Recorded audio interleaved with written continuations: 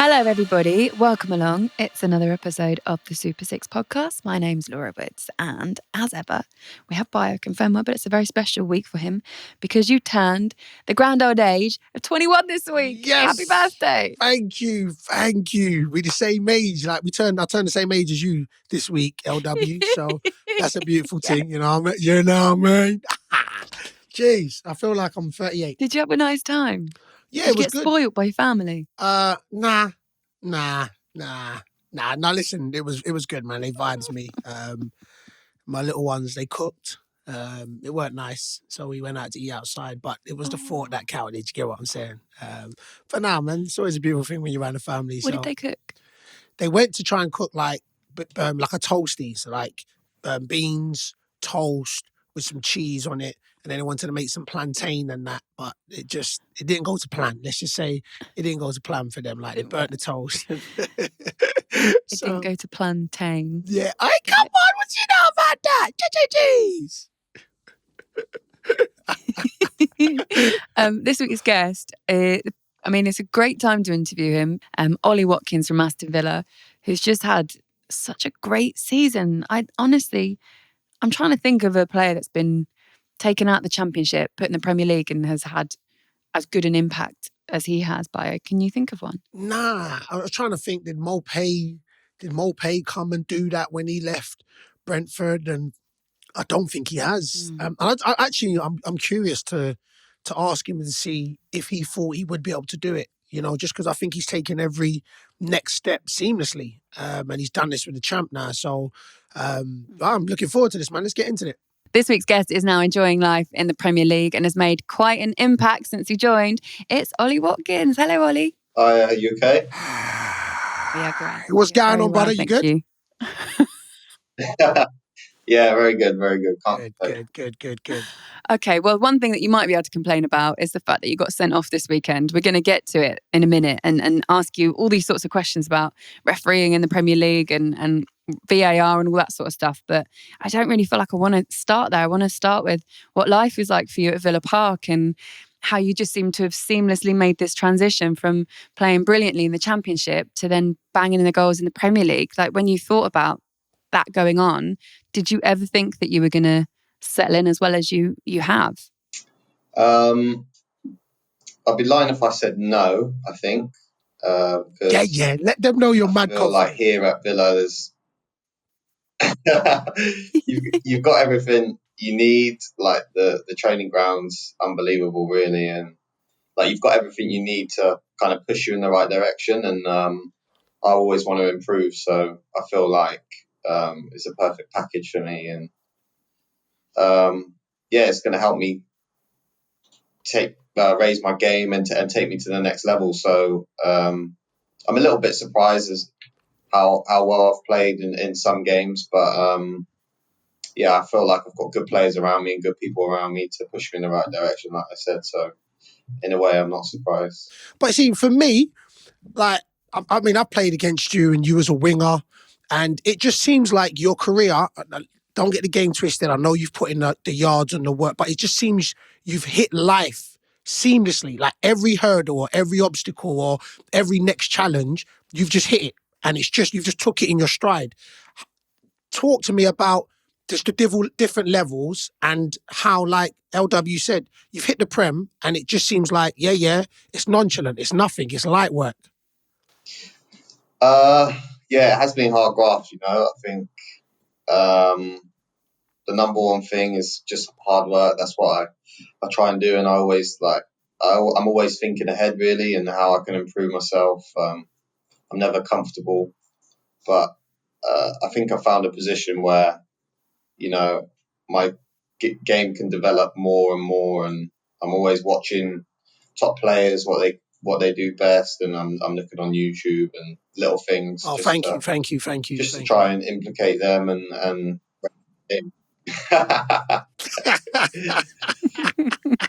How to score a penalty in the Championship. It's light work to him. To be fair, I remember being sat in the stands when you played for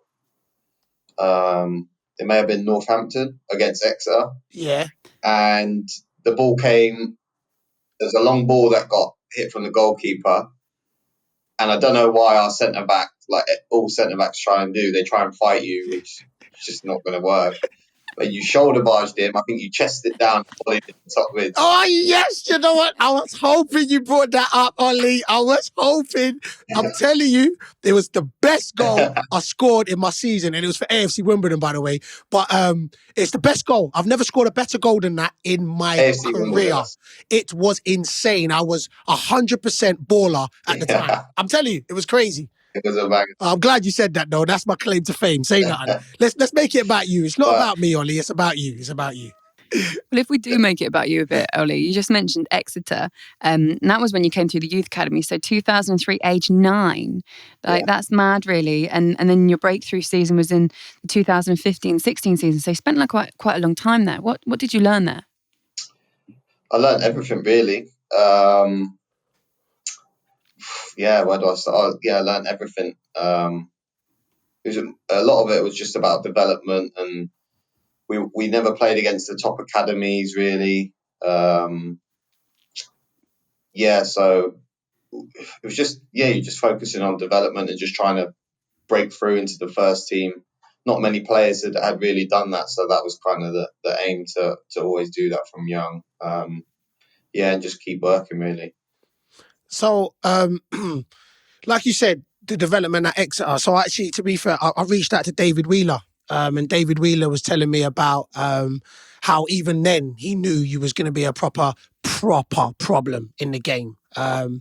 But so your development was a winger, right? You played out on the wing, and then kind of converted you up front, and then all of a sudden you haven't looked back.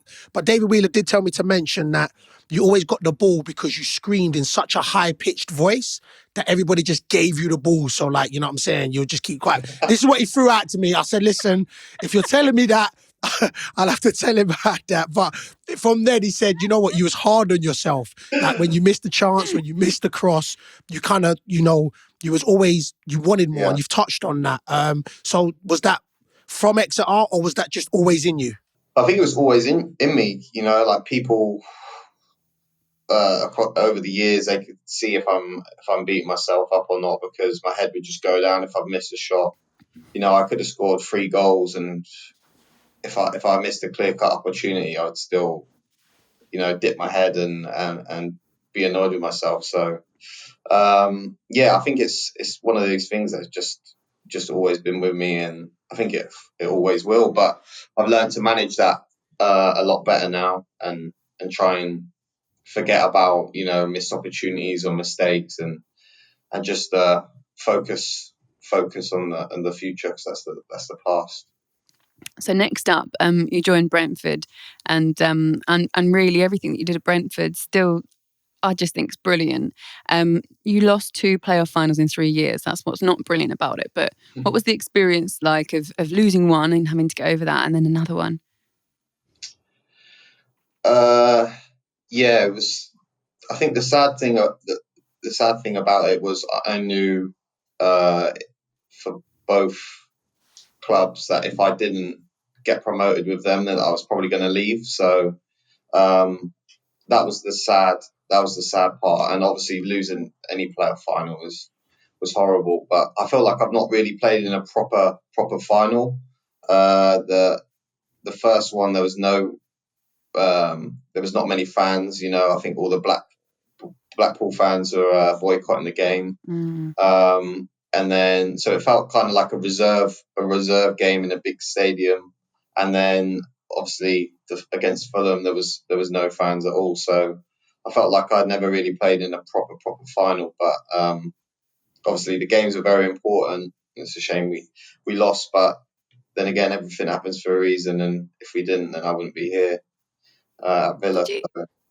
Did you take anything from, so 2017 was the first one, the League Two one.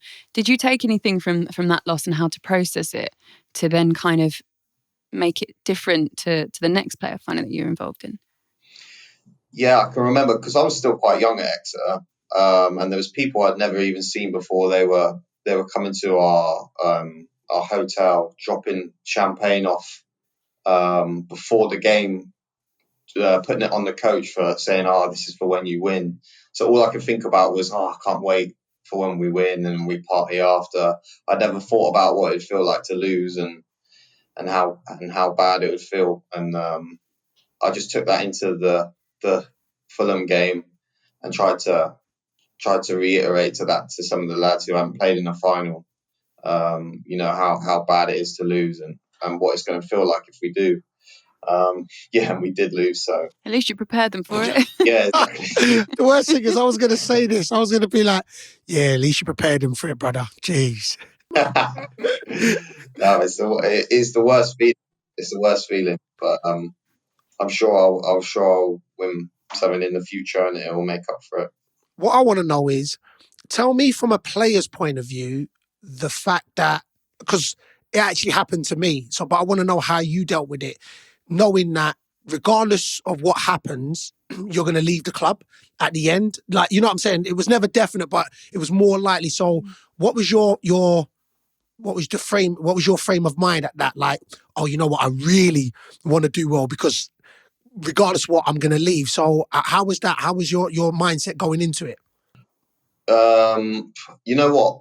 I didn't actually want to leave, but I just knew I had to. So I was doing all I could to, get promoted with Brentford because that would have been unbelievable playing in the Premier League with Brentford, play such good football, and I was happy at home and everyone around me. It was a really nice club to be at, but I just knew deep down if we didn't do it, then I would have to leave to pursue my career and push on to the next step. Let's talk about that because Dean Smith obviously is the big connection there. How much of a draw was he to going to Villa? Did that help you make your mind up? Were there other clubs that were interested? Yeah, there was quite a few. There was quite a few teams, and can you name them? Name names, brother. Yeah, name names. Yeah. There was Leeds. Leeds were interested in me, but then they signed Rodrigo. Tottenham were interested in me, but so Tottenham were interested in me. Did you feel like if you went to Tottenham, you wouldn't be the main starter? So did you feel like you'd go and you'd sit on the bench there or what? Yeah, they made it clear, if Harry Kane's fit, he's going to play. So I did have that in the back of my mind. But then they said with the schedule in Europa League, there's a lot of games coming up. I had big decisions to make, but in the end, I feel like I made the right one, and the gaffer was a huge part in bringing me to Villa, really. I'd worked with him. I had such a close relationship with him at Brentford. Some of the lads used to say, "Oh, your dad wants you," if he was calling into the office. What time's dinner? Like that, but just because we were so, you know them. But, he was. All right. So what I want to touch on is the move from you being a winger to you being a striker, and that for me all of a sudden, and now, and it's not me blowing smoke anywhere, you know what I'm saying, like, you are one of the most feared strikers now in the Premier League. You've done it in the Champ and now you're doing it in the Premier League. So talk to me on that. So was it Dean Smith that was the one that said, look, you know what, I'm going to try you up front, and then you just bang goals like it's easy? Because it's not. I'm just throwing you out there because our strikers, we work hard, and you get me. But that, for me, that's what I want to touch on. So move, score goals, and then do the Prem, score goals. So that's, for me, was it hard? Did you have to change up your game? I mean, that. Yeah. I remember when the gaffer was at Brentford, he used to play me up front every now and then. He would just randomly put me up front, and Neil Mopai's at Brighton, he would just put him on the bench, and sometimes I'd play up front, and I wouldn't expect, like, we both wouldn't expect it. But I could play unbelievable, run the defence ragged, but still wouldn't score. I would never be in the natural goal scoring positions. I would never be in the box, really. I always wanted to feed, and then I'd get subbed off, and then within 5 minutes, Neil would come off the bench and score like a tap in. And I think that's what was missing in my game, really. Just I wasn't in the natural. I didn't have that natural instinct of where the ball was going to drop. So it wasn't until the season after, in pre-season, where we were meant to sign a couple of strikers and they fell through on deadline day, and I ended up playing up front. And then I did all right. We signed another striker, and then his first game he did his ACL, so he was out for the rest of the season, and we couldn't sign anyone till January. So I ended up playing up front in my final year at Brentford, and then that's when I ended up scoring and kind of getting a run of games, and then I ended up doing really well. How hard is that? You can both explain this to me, because obviously I'm not a footballer, but you can see sometimes with players whether or not they have that natural instinct to, like you say, pick the right positions, be in the right areas, and the timing and all that. And usually they either have it or they don't. So how did you get it if it wasn't something that you had before? You know what? I actually watched Neil Mopai because he scored a lot of goals the season before. I was a striker, and just his movement in the box, he was always on his toes, and then I tried to watch like other strikers as well, because I knew I was going to be when I knew I was going to be playing up front that year, I wanted to score the tap-ins, because you can't score a worldie every week. So yeah, I just watched things closely, and I feel like I've developed my game now to be in the box and predict where it's going to land. But I think still, sometimes I drift out wide, and because I'm used to having it on the wing. So yeah, it's weird. I'm still actually learning the position. See, for me, I ain't gonna lie, man. I watched you, and especially the championship season when you was just banging goals, and it was all different types of goals, which was refreshing. You know what I'm saying? I was like, right, this, he's a winger. Wingers generally don't like to header the ball, and I was like, right, this guy's scoring headers and banging and going out on the wing and cutting in. And I just think that just because you started out wide, it's just give you another dimension. And listen, every day is a learning day. We're constantly learning, but I just think, like LW said, it's hard to be able to transition from one position to another, and you've done it seamlessly. So real talk, man, y'all should be proud of that. And then just kind of do it against my team. So I ain't gonna lie to you, I'm slightly, I don't like you because you did mash up my team. So I'm still holding a little bit of grudges towards you and that. Like, don't do that to Liverpool again. You get what I'm saying, brother? Don't do it. Don't do it again, brother. Honestly, where did that performance come from? And for you as well, to go off the pitch, did you have to sit there just for a while and just go, I just scored a perfect hat trick and I did it against Liverpool, the champions? I think it was more when I got home. I just walked through the front door with a hat trick ball and my wash bag, and I was just speechless, to be honest. Especially when you just when you realise what had happened, and my phone was just like pinging constantly. It's just, it was crazy. When you're in a game like that and like one goal goes in and then another one, and you're just like, whoa, hang on a minute. Are you looking at each other on the pitch and going, I can't believe this is happening? Or were you all just in that real sort of ruthless phase of you're like machine-like almost? It got to a point where Bayo went like this as well. We were like, when it got to 4, I can remember John McGinn, like, I think I set up Jack and then Jack scored. He's like, oh, I'm buzzing. I got you in my fantasy team. Who said that? John McGinn? Yeah, John McGinn. Like, all the boys were like, yes, I got you in my fantasy. No. While you're on the pitch? Yeah, well, on the pitch, like, I think it was about 6-2 at this point, I think. Why do you think it was that day that Liverpool not only didn't turn up, but what made it easy for you? I think the start we had, I think we scored within like the first minute. In the first minute. And then, I don't know, I think we were just frustrating them, really. It's always hard to play against a team that just kind of sits behind the ball and plays on the counter attack. No matter what team you are, it's always hard. So, we did that. And then it seemed like whenever we went forward, we always looked like we were going to score. What it looked like to me, and listen, I've been in teams where we've been the bigger team, and I've been in teams where we've been the smaller team. And I felt they underestimated you. That's what I felt. I felt that, they thought they was going to turn up and just win. And bruv, when I mean, y'all gave my team a whooping. And I remember Salah scoring. So I was like, yeah, here we go. Fix up Salah. Fix up Liverpool. Here we go. And then it just seemed like you lot got angry. And then just why? I was one of them. DW was texting me, and I was like, text him. When David Wheeler, I was like, text Ollie, yeah, tell him if I see him on the street, it's going to be a problem. I'm telling you, brother, it was a battering. Oh, savage. Yeah, I know. And the thing is, it could have been. I think it could have been 10 as well, and that's not even me exaggerating as well. I think it generally could have been 10. I've got a good stat for you, Ollie. You've probably heard this already. So it was Liverpool's heaviest defeat in 57 years. Sorry about this, Bayo. And you scored against Liverpool again in April. So that made you the first player since Andre Arshavin in 2008-2009 season to score as many as 4 goals against Liverpool in a single Premier League season. It's a bit of a mouthful, that stat, isn't it? But it's nice all the same. That's good, though.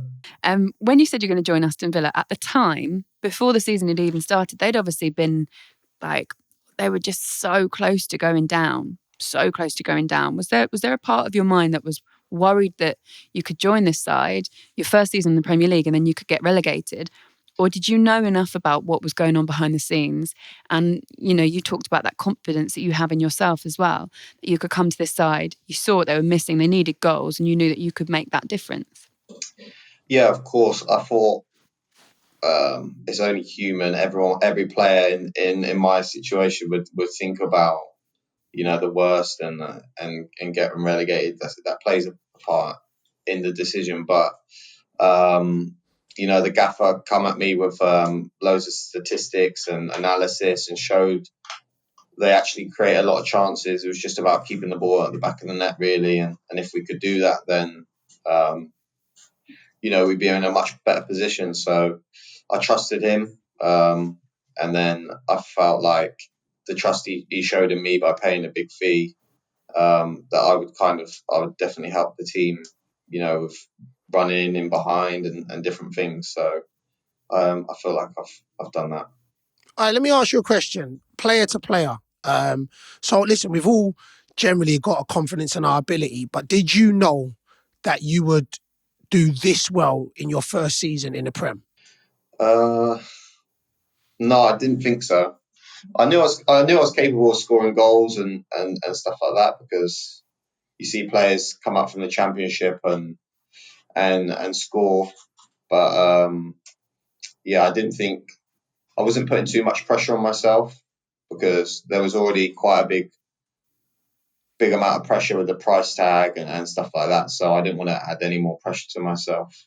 And I want to ask, so the levels. So you've played in all of the levels. I think you leapfrog League One, but I think you played in all the levels. So you played in the lower leagues, you played in the Champ, and you played in the Prem. So 2 questions. What's the biggest difference that you've noticed in the Prem? Jumping up in the Prem. To be fair, it's only one. What's the biggest difference that you've noticed jumping up into playing in the Prem? I think you get punished more from your mistakes. So if you give the ball away, you could be all over a team and playing really well, but they just need one chance, and then they score, and it's 1-1, and the game's changed completely. So yeah, definitely more ruthless in the Prem. With all the scrutiny as well, that I suppose comes in the Premier League, I imagine it's just like a whole new step up. You suddenly get criticised and critiqued on every little thing that you're doing on the pitch, off the pitch. So sometimes it's quite nice, isn't it, to hear some positive things that people are saying about you. And we found this one. Robbie Fowler has been speaking to the press this week, and he reckons that Liverpool should put in a bid for you. Even though I imagine the Villa fans that are listening will go, wow, hang on a minute. Just hypothetically, how does that make you feel when you hear a legend like Robbie Fowler saying that? Yeah, I think it's always nice to be complimented, and when people say good things about you, who doesn't like it? But I don't really let things like that get to my head. I only believe it when I see it, kind of thing. How do you deal with negativity? How do you deal with people getting at you? If you're on social media, how do you deal with it? I don't feel like I'm like that now. I don't need an arm around my shoulder. I know if I've had a bad game or a good game. So um, even if you come off the pitch and you scored 3 goals and you missed one chance, people will say, oh, you should have scored 4. So not everyone, no one's going to be, happy. Someone's always going to have something to say. So if I'm ever on social media and I feel like I'm getting a bit of abuse, sometimes I'll just delete the app for a few days, or I think if you go searching for it, you're going to find something, but you can kind of, ignorance is bliss, and you can kind of avoid it. I've got my comments turned off, so only close people that I want to hear from after the game or whatever can comment on my photos. So yeah, I just try and be a little bit smarter about it, and try and minimize it as much as I can. Do you know what? I've learnt this as well with social media. So since my career is kind of in a similar way, you're almost like a bit of a punching bag sometimes, aren't you, for people, especially in football, because football is so tribal and so opinionated. And I learnt this. I can't even remember who said it, but it was a footballer that said, or even a manager that said, look, you can't get too excited about the highs. And equally, you can't get too downbeat about the lows. So you have to kind of take them equally. And then I do loads of stuff. Like I'll watch loads of, I'll listen to podcasts from other people in different industries and watch things. And there is one thing that I've learned is that if you only allow yourself to be judged by somebody that has lived the same experience as you do feel a lot better about life. So like, like Dave sat in his basement in his underwear telling you what a crap footballer you are this week, what a bad presenter I am. Unless you've done it, Dave, and you get dressed and leave your house once in a while, why am I allowing him to come into my kind of thought process? Yeah. But it is hard sometimes to do that, isn't it? Yeah. I think you're only human, and if it was someone like Ronaldo saying, oh, Watkins needs to work on his finishing, I'll go, yeah, all right, I do. But if it's mate from down the pub, the one who goes, oh, I was such a good footballer back in the day, if only I'd stuck with it and stuff like that. Like, And I got an injury. Yeah, you can't give him the time of day. So sometimes I want to stop myself. Sometimes I have to stop myself because I want to comment back on Instagram and just say, all right, mate, you know what? I'll give you my shirt, you play this week, and then we'll see what happens. I love that, man. I love that. You look, I'll tell you this, LW knows. See, all them people, I always look at it like this. If you won't take advice from them, why take their energy? You understand what I'm saying? So I'm so with you. All these people that want to be able to watch the game and say, oh, you're this, you're that. It's like, brother, you hadn't even made it. So, bruv, why am I even going to give you the time of day? So I'm with you on that. I'm with you. I'm so with you on that, brother. I swear down, man. I know as well that I just said that we weren't going to accept too much high praise in the same way that we don't accept a lot of criticism and everything's level-headed. But I just want to do it for a minute because obviously, like, your season's just been amazing. So Villa just went on this incredible run where at one point we were kind of like, you guys were like way up there and you had all these games in hand as well, and it was like, oh my god. And obviously Jack's injury is gonna hit any team as well that rely on someone like Jack in the way that they do. But still, like, in that time that you haven't had him, you're still winning games and you're still really like making an amazing account for yourself this season, especially when you consider the difficulties that Villa went through last season before you arrived, and a few other people as well. But also, like, your season is included being named in Southgate's squad for the first time. That was in March, which must have just been like, that must have been a pinch yourself moment. How did your family react, and how did you feel, and how did you get the call? There's so many questions. Sorry. I know. So many questions. Sorry. No, so the thing is, I actually didn't tell my family until, so they found out when everyone else found out, because I think there was trouble before and there wasn't going to be, I didn't want it to get leaked or anything like that. So they just found out when everyone else found out, which was, I think for them, it was actually quite good, because they probably would have said something way before anyway. So as soon as the England squad, list come out, my phone was just, it's never been like that before. It's just like, I couldn't click on a message because the next one was just coming through, and yeah, it was just crazy. But to be involved in the England squad, I think I just didn't expect it. So going into the start of the season, I just thought, I want to focus on club and just doing really well and justifying my price tag and playing good football. I never thought about England. There's so many, good players and at top clubs. I just didn't think I'd be involved in the setup so soon. All right, Ollie, let me ask you a question, innit? So, feeling wise, what ranked better? Just that initial feeling, that hat-trick ball when you walked in the house after scoring from Liverpool against Liverpool, or that phone call from Southgate saying, "Yo, you're in the squad." What feeling was just like, whoa? No, I think the thing is, I didn't get a call from Southgate. It was actually from the secretary here at Villa. But I would say the England goal, that I've never had a better feeling than that. I was gonna touch on the England goal. I was just feeling that's hard. I was gonna touch on the England goal. Sorry, I say that though because I get that. All right, talking about the England goal. All right, so how nervous if you was. So when you walked in and it's the elite, you're now in England and you're with the elite. Like, was you nervous walking in, and then was you nervous in your first training session? Yeah. So I was nervous walking in. I didn't have the kit, so I stuck out like I've just turned up in my tracksuit. Everyone's in England kit, and then I kind of I said to myself, like, everyone's like around my age, or some people even younger than me, so like there's no need to be nervous around them. Like, do you know what I mean? Yeah. So I thought, whatever happens, happens. Like, if I have a stinker, then I have a stinker. You just got to embrace it. And I didn't put any pressure on myself, so I felt like I trained better actually, because I didn't have any high expectations, and I just got on with it.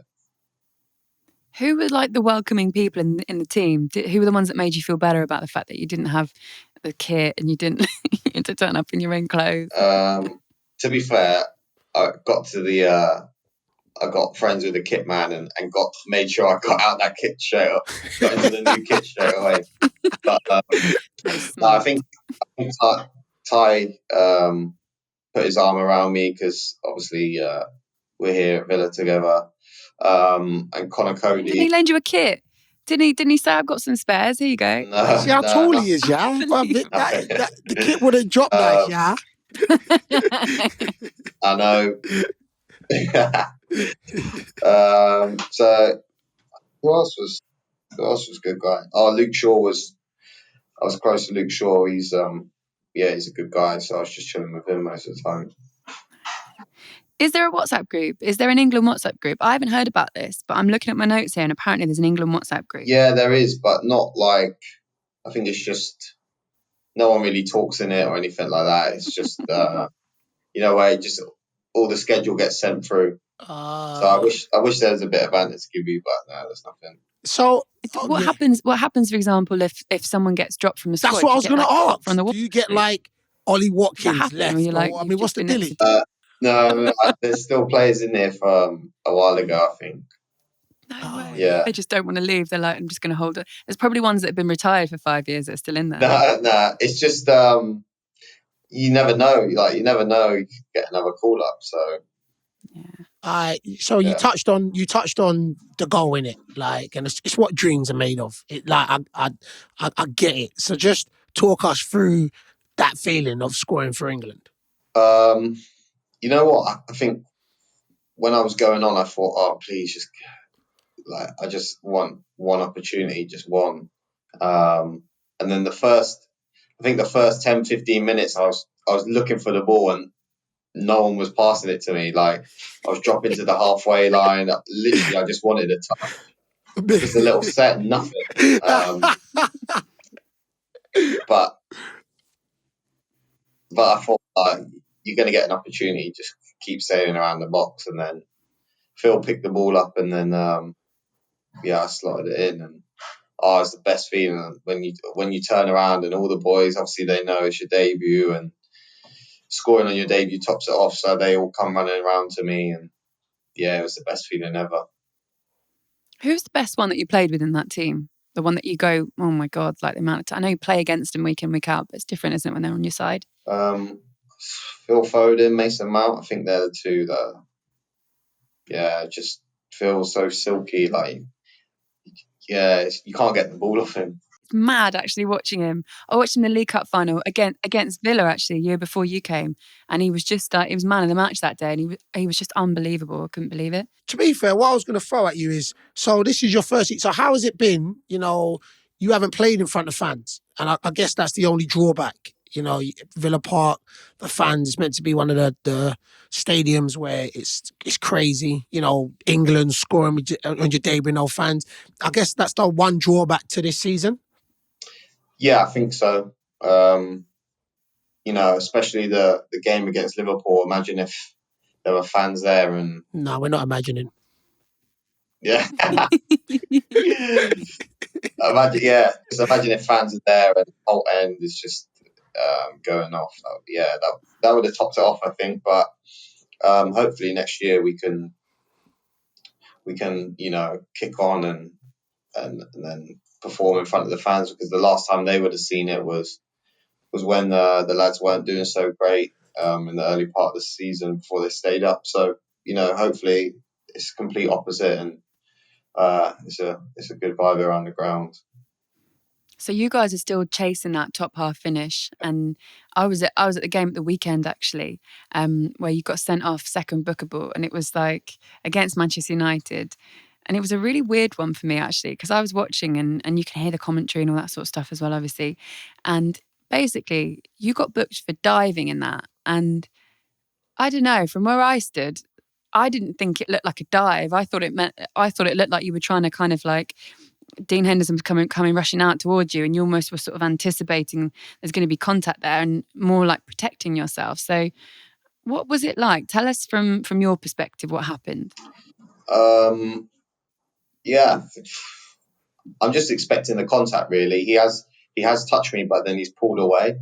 And I expected him to, touch me more, and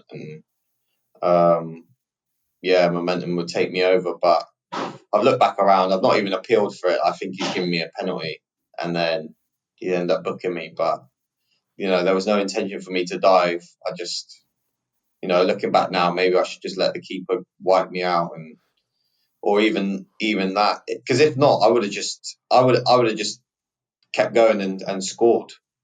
I think I would have shot and scored if I knew he was going to pull his leg away. But I got a stupid yellow card anyway at the start, and yeah, these things happen. But I think I'll just learn from it, and I'm not too down about it. I think just pick myself up and go again. Do you know the weirdest thing? I actually thought it was a pen. I actually done my research because I'm professional now, and I actually thought it was a pen. Honestly, I thought it was a pen. And the flip side of it is so if you continue and not anticipate the full force, but God forbid you could get real injured. So you take into consideration that. Look. Yeah. If I just continue to the momentum into him, we both could be injured here. So I actually thought it was a clean pen on my notion. Yeah. So, but we don't even want to chat about these referees out here, not because these referees are just suspects sometimes. You don't say it, Ollie. Don't want you to get in trouble. I'm not in the Prem. I can say it, and I ain't affiliated to no club, so they can't do nothing. Can't say anything. Okay, we'll save you from that one, because I think you're right. I think we're probably getting a bit of trouble. We're going to finish up with a game that the producers like to call What's What. Can you see why they've done that? Something to do with your surname? I don't know. I thought it was quite clever of them. Okay, here we go. Quick game. It's called What's What with Ollie Watkins. Best player you've played with? Yeah, Jack Grealish. And why?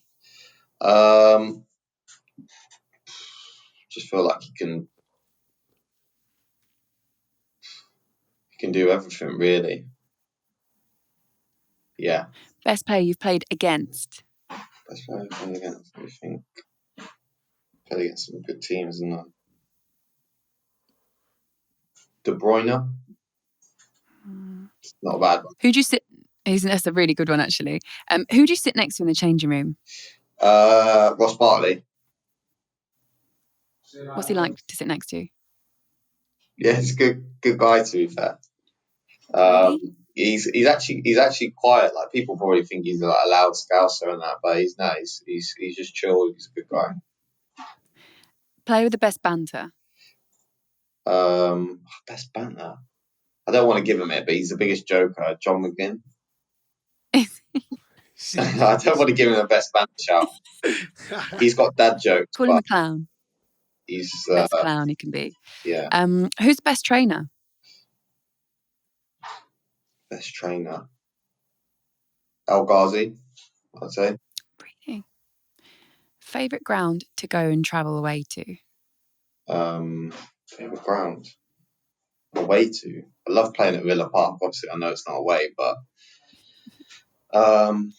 favorite grounds. Anfield, nah. Hey, Um, hey. yeah, no, I'm joking. I'm joking. I want to say Spurs, but I haven't been there, so we'll go for Burnley. No, I'm joking. Dartmoor. No, I'm joking. Sorry, Burnley fans. LW said Burnley. Jeez, oi. Yeah, no, Old Trafford. Old Trafford. Old Trafford. That's a good shout. We only had Sean Dyche off last week, but literally came on last week, and I'm quick to forget, aren't I? Burnley. Sorry, Sean. Okay, worst teammate to sit next to on the coach. Worst teammate. Trying to think who just talked my ear off. I probably have to say Douglas Luiz because he doesn't speak English, so I don't feel the conversation would be that great. Oh, bless him. So he just sits on his phone, just like, oh. Who spends the longest time looking in the mirror? I've got a few, you know. Jack's in there a lot. Matty Cash. Oh, Courtney Horse. yeah. Few of them. He's got some skincare routine. He's got his waves and He's got a skincare routine as well. Good on him. yeah. Where are you on that list? Nah, I'm not up there. Are you sure? Nah, I'm not. What about biggest diva? Biggest diva. Tyrone's a diva. He could complain about anything. Man there. Like what sort of stuff? Oh, like we could be anywhere. Be like, oh, look at the hotel. We could be staying in the Corinthia in London, and he'd be like, look, just look at it. The windows are too dark. Like, he could complain about anything. Honestly. This hotel room is too large. Yeah. Corinthia is amazing though, isn't it? Who is the worst dressed? Oh, there's a John McGinn. John McGinn. I think so. Like he don't come in. He doesn't wear jeans because he's got like chunky legs, and they're just like, I think he wears like boot cut jeans, like straight leg jeans. Just wears shorts all year round. John, that is amazing. Who do you think the best dressed is? Best dressed. Who's got a bit of swagger? Everyone dresses pretty similar, you know? Like all the boys like their designer gear and that. Who would I say is best dressed? I'll just go for my boy Matty Cash. Just say he is. There you go. And finally, favourite player to watch when you were growing up? Thierry Henry. Baller. He's the best. No one's come close to him either, I think. Yeah, he's an Arsenal fan. No. He scored against Arsenal. Do you support Arsenal? Arsenal. How did I not know that? Do your research. Do your research, you know. Yeah. Hey, Ollie, I do my research. Come into Arsenal, then. I do my research, broski. Come on. My research is deeper than that, though. I never do who they support. Would you? What would you? Okay, fine. So let's throw into the mix. When all those teams were after you, Spurs were in there as well, which now makes sense why you didn't want to go there. If Arsenal were in there, would you have gone to Arsenal? Ooh, put man on the spot, you know. Jeez. Yeah, I think so. Yeah, I think so. Yeah, I think, Yeah, yeah. say no, come on, My man. granddad, all my family. Yeah, I even said it when I was at Brentford. I think in an interview I got asked. I said is a dream to play for Arsenal just because I loved them since growing up. So yeah, When you scored against them, did you celebrate? yeah, of course. I say none. I'm just checking, brother. I'm just checking. Say none. Right, Ollie, that is it. We are done with you. Yeah. Thank you for coming on today. My brother, I know bless. your team have got to play tonight, but obviously with your red card, you get a little bit of a break. So what are you going to do? You're going to go? Are you going to watch on TV? Is it away? Is it No, at it's at yours? It's the one home. that was rearranged, isn't it? Yeah. I'll just go down to the ground and I'll be sat in the stands first time. But yeah, I just hopefully the boys win and it's not a bad atmosphere. So yeah. Well, look, we'll keep our fingers crossed for you. And how long are you out for? Is it just one game? Yeah, You just get one game. miss one game? Hopefully back for Sunday and and play a part in getting a win against Palace. All right, brother. Finish strong. Ollie Man. Watkins, thank you very much for your Finish strong, brother. time. Blessings. There we have it then. Ollie Watkins to Arsenal. Agent Woods. Let's make it happen. You put him on the spot there. I ain't gonna lie, you put him on the spot, but he handled it well still. He did. What a top guy. Really enjoyed that. Good people, man. Great season he's having as well. And you know what? If you go to the Euros, it'll be well deserved. So I really enjoyed that one. Right, Bayo, let's do our picks then for round 55, our Super 6 fixtures. All you guys listening need to do is download the Super 6 app, create an account, play for free, and predict the scores of 6 chosen matches, and you could win a whopping £250,000 this very week. Also, if you invite your mates to join Super 6 and they go on and win something like the jackpot, then you get £25,000. That's how it works. Yeah. So, Bayo, here's our fixtures this week. First one, Southampton playing Fulham, newly relegated Fulham. Fulham has deflated Southampton. Good win against Palace recently. I'm going to say 3-1 Southampton. I'm going to say Danny Ings back involved, scoring goals again, 2-0 Southampton. Chelsea, Leicester, race for top 4 right there. Yeah, I don't know what I want out here. I think I want Leicester to win this. Then Liverpool can maybe try and catch them. I'm going to say, 2-1 Leicester. I'm going to say 2-1 Chelsea. Yeah, okay. I think that's Brighton, West Ham. I'm going to say 2-0 West Ham. That was a big inhalation. I'm going to say for this one, 2-1 to West Ham. Okay. Crystal Palace against Aston Villa. Ollie Watkins will be back from that, you know what I'm saying? And we just kind of gave him that that he needs. So I'm going to say 2-1 Villa. Do you know what? I'm actually going to say 2-0 to Villa. I think Villa are trying to get places.